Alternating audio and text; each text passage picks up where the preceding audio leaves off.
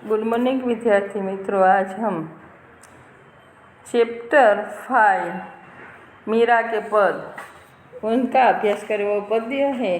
तो मीरा का जन्म, तो ये पद मीरा के पद ने मीराबाई ने ही लिखा है। तो जो है मीराबाई का जन्म कहाँ हुआ था?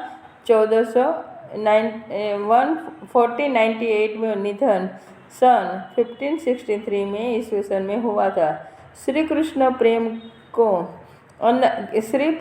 प्रेम की अनन्य गायिका मीरा का जन्म मेड़ता जिला जोधपुर के निकट कुड़की नामक गांव में राव रतन सिंह राठौर के यहाँ हुआ था। 2 वर्ष की उम्र में उनके दादा दूधाराव उन्हें मेड़ता ले गए, क्योंकि मीरा की माँ का देहावसान हो गया था। दूधाराव स्वयं वैष्णव भक्त थे। उस परिवेश के प्रभाव स्वरूप मीरा बचपन से ही कृष्ण भक्ति की ओर उन्मुख हो गई। इनका ब्याह राणा सांगा के ज्येष्ठ पुत्र कुंवर भोजराज के साथ हुआ था। विवाह के 7 वर्ष बाद भोजराज का स्वर्गवास हो गया। अब वे अपना अधिकांश समय सत्संग एवं पूजा पाठ में बिताने लगी। पारिवारिक यातनाओं से व्यतीत होकर विरक्त हुई मीरा तथा पहले वृंदावन और बाद में द्वारिका चली गई, जहाँ जीवन के अंतिम समय तक रही। मीरा रचित पद मीरा पदावली के नाम से प्रकाशित रूप में प्राप्त है। अपने आराध्य गिरिधर गोपाल की विलक्षण रूप छटा के प्रति उनकी अनन्य आसक्ति अनेक भावधाराओं से वह चली है। यह संकलित पहले पद में श्री कृष्ण प्रेम दीवानी मीरा समग्र संसार को छोड़कर साधु संतों के साथ रहकर कृष्ण भक्ति में लीन हो गई जाती है और लौकिक मोह का त्याग कर अपने आराध्य श्री कृष्ण के अनन्य भक्ति भाव में डूब जाती है। दूसरे पद में मीरा ने श्री कृष्ण नाम रूपी रत्न की प्राप्ति से उत्पन्न असीम आनंद को अभिव्यक्त करने का प्रयत्न किया है और सद्गुरु को पाकर भवसागर पार उतरने का आनंद कवियत्री के भाव विभोर कर देता है। तीसरे पद में कृष्ण भक्ति के मतवाली मीरा ने संसार को त्याग की चरम सीमा पर पहुंचकर गिरधर नागर की शरणागति को स्वीकार किया है। तो इसमें जो है मीराबाई को भगवान श्री कृष्ण के प्रति बचपन से ही लगाव रहा है। वे श्री कृष्ण की एक निष्ठ भक्त थी। यहाँ इनके 3 पद दिए गए हैं, जिनमें गिरधर गोपाल के प्रति उनकी अनन्य भक्ति के दर्शन होते हैं। पहले पद में श्री कृष्ण के प्रति मीरा का समर्पित भक्ति भावना परिलक्षित हुई है। दूसरे पद में उन्होंने कृष्ण भक्ति को अमूल्य मानकर अपने सद्गुरु का महत्व बताया। तीसरे पद में मीरा के दासत्व भाव का भाव व्यक्त हुआ है। तो हमें पंक्ति देखते हैं कि मेरे तो गिरधर गोपाल दूसरा न कोई साधो सकल लोक जोई। भाव छोड़िया बंधु छोड़िया सगा सोई। साधु संग बैठी बैठी लोग लाज खोई। भगत देख राजी हुई जगत देख रोई। असुवन जल सेज प्रेम बेली बोई। दधी मधी धृत काढ़ी लियो। डार दई छोई। राणा विष को प्याला भेजियो। पिय मगन होई। अब तो बात फैल गई जाने सब कोई। मीरा राम लगन लगी होनी सो होई। तो उसमें क्या है कि भगवान कृष्ण का एक नाम गिरधर भी है या गिरधारी भी कहते हैं, क्योंकि वृंदावन में गोवर्धन नाम का एक पर्वत है। पुराणों के अनुसार कृष्ण ने एक बार इंद्र के कोप से ब्रज भूमि की रक्षा करने के लिए गोवर्धन पर्वत को अपनी उंगलियों पर उठा लिया था, इसीलिए उनका नाम गिरधारी नाम पड़ा है। तो मीराबाई कहती है कि जिसने गिरी यानी पर्वत को उठा लिया था, वही श्री कृष्ण मेरे जीवन का एकमात्र आधार है। महानुभावों मैंने सारा संसार छान माना। श्री कृष्ण के अतिरिक्त मेरा कोई दूसरा नहीं है। वे कहती है कि भगवान श्री कृष्ण के लिए मैंने अपने भाई, बंधु, फिर भाई बंधु तथा सभी सगे संबंधियों को सगे संबंधी रिश्तेदारों को छोड़ दिया है और साधु संतों के पास बैठ बैठ कर लोकलाज खो दी है। सांसारिक व्यक्तियों को देखकर मुझे रोना आता है और भगवान के भक्तों को देखकर मुझे आनंद होता है। गिरधर गोपाल के विरह में निरंतर बहते हुए आंसुओं के जल से मैंने इस प्रेम रूपी लता को रोपा है और सिंचा है। वे कहती है कि जैसे दही यानी क्या होता है दही, तो दही को मथ कर घी निकाल लेने के बाद मथानी को एक और रख दिया जाता है, वैसे ही मैंने इस भवसागर को मंथन कर श्री कृष्ण के प्रेम रूपी सार तत्व को एकत्र कर लिया है और सांसारिकता को किनारे रख दिया है। मीराबाई कहती है कि राणा ने जहर का प्याला भेजा था, पर उसे मैंने खुशी खुशी पी लिया है। वे कहती है कि अब तो श्री कृष्ण उनके प्रेम की बात चारों ओर फैल चुकी है और इस बात की सबको जानकारी भी हो गई है। मीराबाई कहते हैं अब तो भगवान से ही लगन लग गई है, जो होना होगा वही होगा।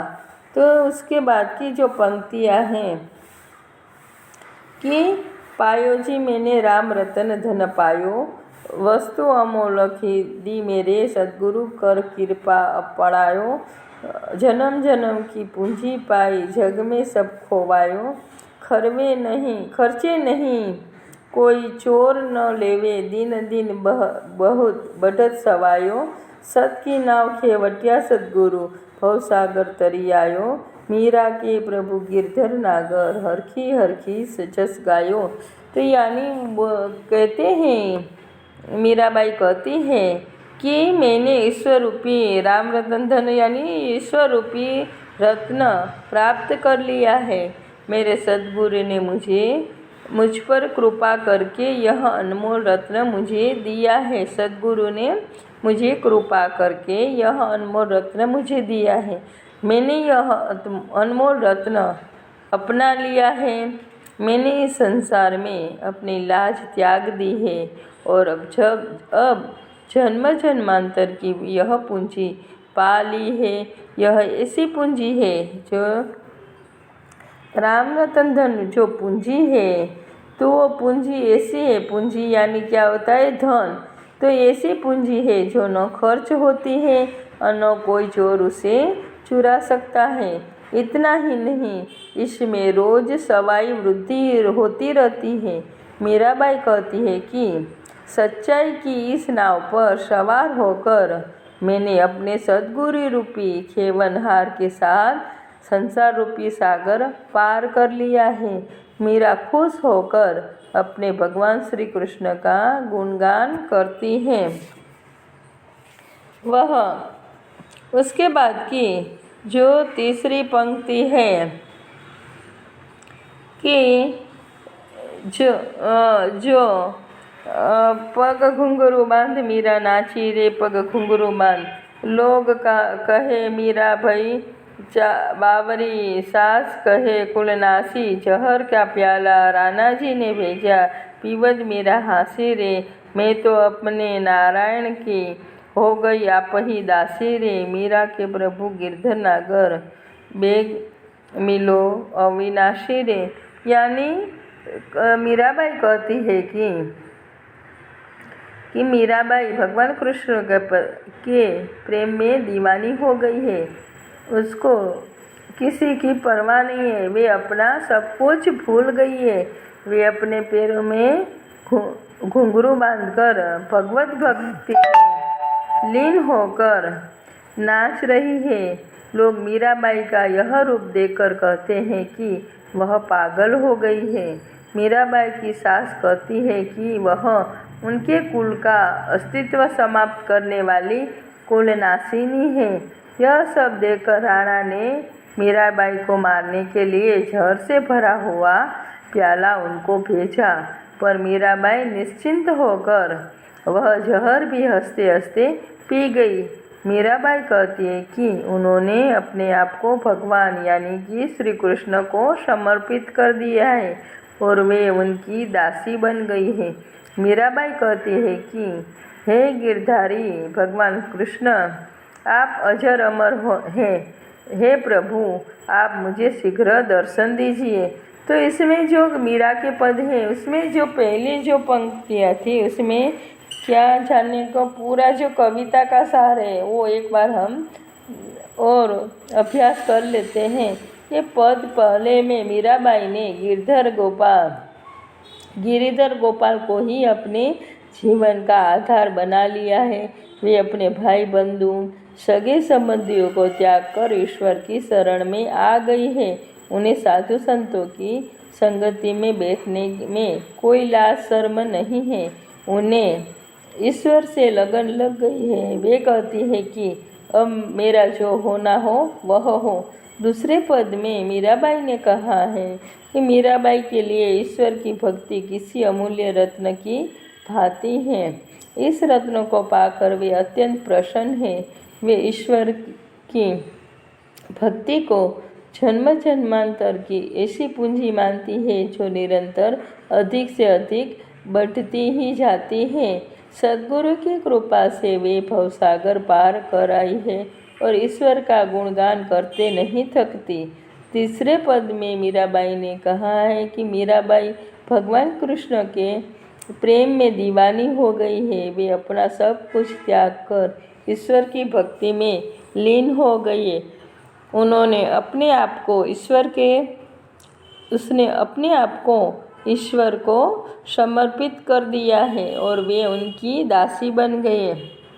इसके बाद ये जो शब्दार्थ है वो समानार्थी शब्द में भी पूछे जा सकते हैं, जैसे कि गिरधर यानी गोवर्धन पर्वत को धारण करने वाले, गोपाल यानी गायों के पालक श्री कृष्ण, दधी यानी दही, धृत यानी घी, फिर राम रतन धन यानी राम रूपी रत्न का धन, अमोलक यानी अमूल्य, अपनायो यानी अपनाया, खेवटिया यानी नाव चलाने वाले अथवा तो नाविक, हरख हरख यानी प्रसन्न होकर, बावरी यानी पागल, कुलनाशी यानी कुल का नाश करने वाली, छोई यानी छाछ, पूंजी यानी धन।